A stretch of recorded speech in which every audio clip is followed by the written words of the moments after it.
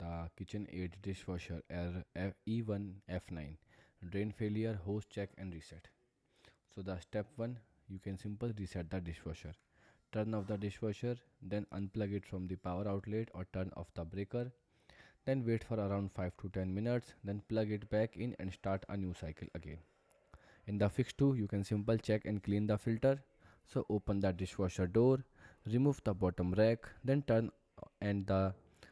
remove the filter from the bottom.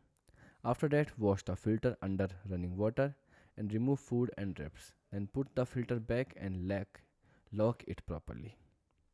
In the fix 3, you can check the drain hose. So turn off and unplug the dishwasher. Pull the dishwasher out carefully. Check the drain hose at the back and make sure it is not bent, blocked or clogged. Then clean the hose if needed and reconnect it back on.